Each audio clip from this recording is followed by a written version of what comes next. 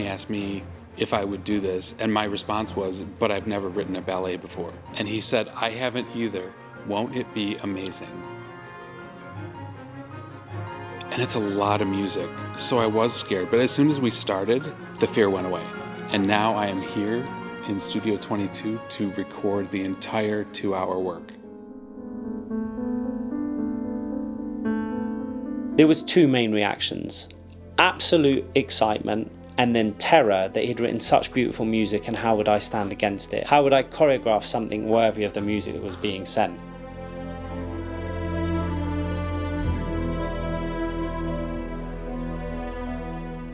I'm Kerry Muzzey, and I'm here in Studio 22 with the Budapest Art Orchestra, recording the complete symphonic score to Casanova. Casanova is a ballet that was created by the choreographer Kenneth Tindall. It was originally staged by Northern Ballet in 2017, did a sold-out run for 3 months, finished with a sold-out week in London.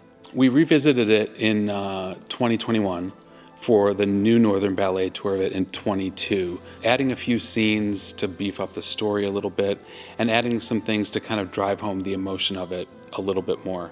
It was really an amazing opportunity to revisit a score a few years later, having had the whole thing behind me. I was tempted to jump in and just start rewriting things, because you're a lot smarter now than you were 5 years ago. We just added a few new scenes to it. So the score that we're doing here is the one that, if you're seeing the show on tour, you will be hearing live with the ballet company. I was originally doing a triple bill piece at the time, and I was looking for a selection of different types of music. So one day I was just sitting there searching through the web, listening to artists that I liked, and Kerry's name popped up, and I was like, oh wow, I've never heard this artist before, let me check him out. So I was scrolling through his music, and one particular album in particular, which was called The Architect, and this piece of music just grabbed me immediately. And that's always what I'm looking for as a choreographer, is just there's something in the sound, the texture, the colour of the music that immediately grabs you. And this particular piece of Kerry's did that. I got in contact with Kerry because I just fell in love with this piece of music, and I wanted to use it for my work, The Architect, and that's originally how we connected. And knowing that Casanova was to be a tall tale of telling a story, it was quite a difficult narrative. We weren't particularly going to do a linear subject, and we were going to try to cover quite a great deal of his life. It needed someone that was a storyteller.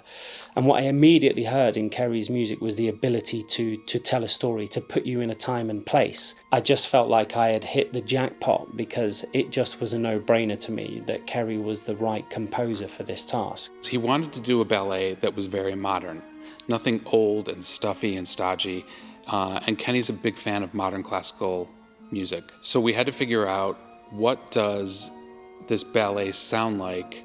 It takes place in the 1700s in Venice and in Paris. How do you underscore the life of a man that sounds like now? He wanted me to write a film score, basically. An hour of scoring Venice and an hour of scoring Paris in the 18th century, and they would dance to it. And so that was our take on the music. Historical biography and historical drama, you're poised between the story and the recreation of an idea of the past, but also the why now. And that actually what we wanted to do was an exploration of the 18th century in dance, in music, in theatre, that also had actually a resonance for now. And that therefore the music was always going to have its allusions to some of the sounds of that period.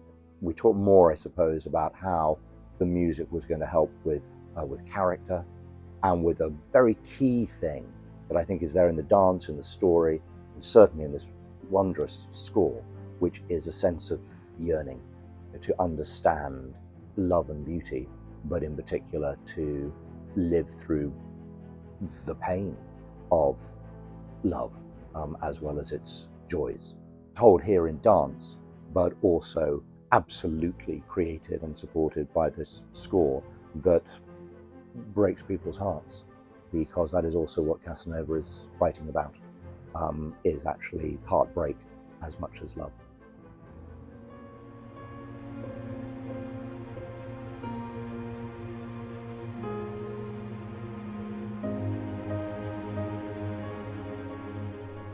we shouldn't think of this as ballet. This is theater. From the minute that curtain goes up, he wants people to be completely enveloped in an atmosphere.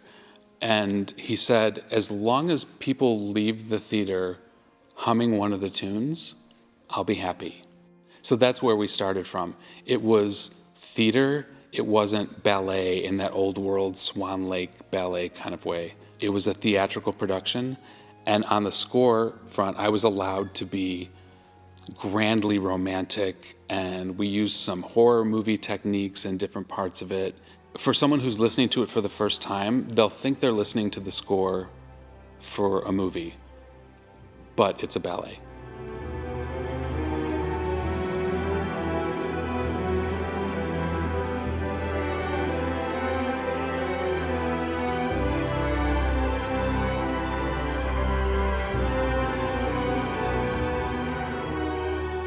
We would meet once or twice a week over Skype and talk about, what the next scene would be, and the next scene, how do we get into it and out of it.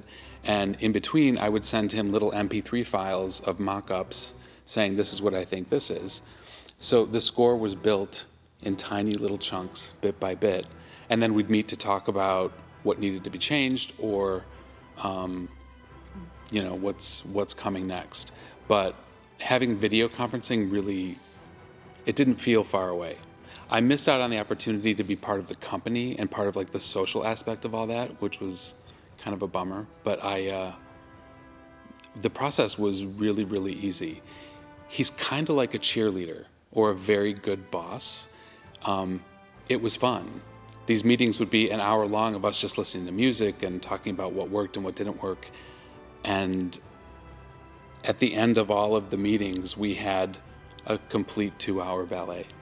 I kind of think pre-pandemic we weren't used to this Zoom, Skype, WhatsApp, Messenger, all the ways, but we're so fortunate digitally that you can just be in a room with someone virtually now immediately. Because when you go to collaborate, it's really important that you can say to someone, I love this, I don't like it, it's not quite right, I don't know why. You need to be able to create a vulnerable space where both of you can thrive in. And I think that was the really appealing thing about working with Kerry. Not only is he such a talent, he's such a kind, honest human being that was open-minded and wanting to collaborate.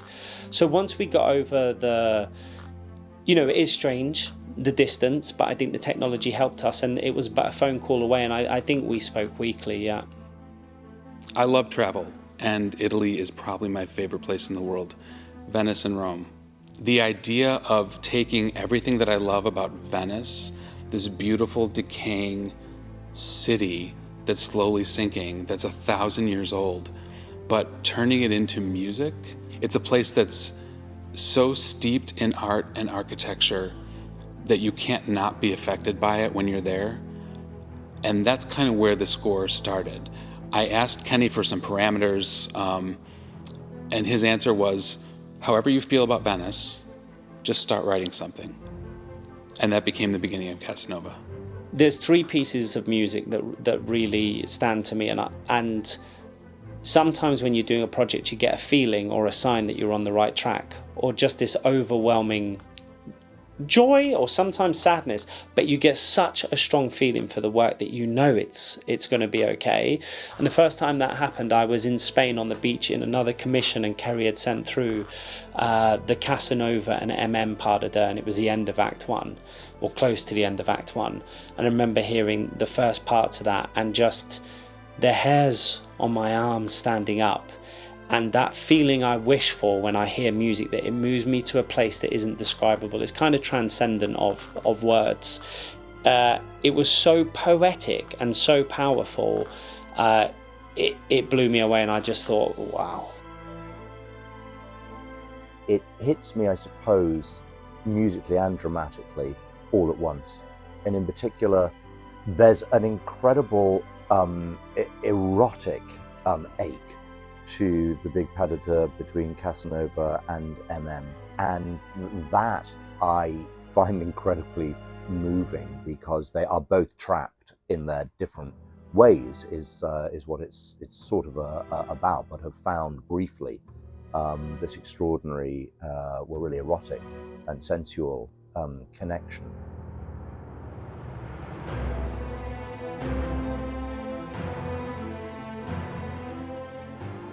I have two favorite cues.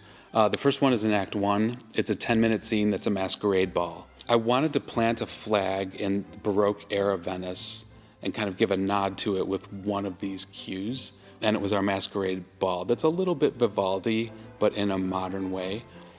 It's big, it's fun, and it's a tune that you will not be able to get out of your head. It kept me up many nights because it just kept playing in my head. The other one that I love is in Act 2, and it's the big pas de deux in the ballet. The cue is called Bellino, and it's Casanova's first and greatest love. And in the duet, they meet, they fall in love, and he has to let her go. And it's my favorite. I'm getting goosebumps just thinking about it. It's an amazing piece. God, the excitement in theatre when that music starts, and then dancer after dancer after dancer, it comes on, and then into eventually this huge, fabulous set piece of a reimagining of an 18th century Venetian ball. And that's the sort of thing that you really need a composer at the top of his game as well to make work, because that is just the full power also of classical dance on show. That thing that it has a visceral effect on an audience when you see that many people in unison dancing spectacularly to music designed for exactly that. I'm not supposed to have this because I love all the characters equally, but the truth is the Bellino and Casanova pas de deux, not only is the narrative arc so crucial to really understanding Casanova and understanding him as more than this Lothario through this relationship with Bina, it was so heart-wrenching that it was a pure joy to choreograph in the room. In fact, the only danger was I wanted to spend so much time on that scene because I wanted to keep hearing the music. The dancers loved it, I loved it. The staff would stop by at the studio to listen and just be like, oh, should we just do that one more time? That sometimes I might have indulged slightly in my time in the studio with that. There is many magical moments, and that is one that stands out.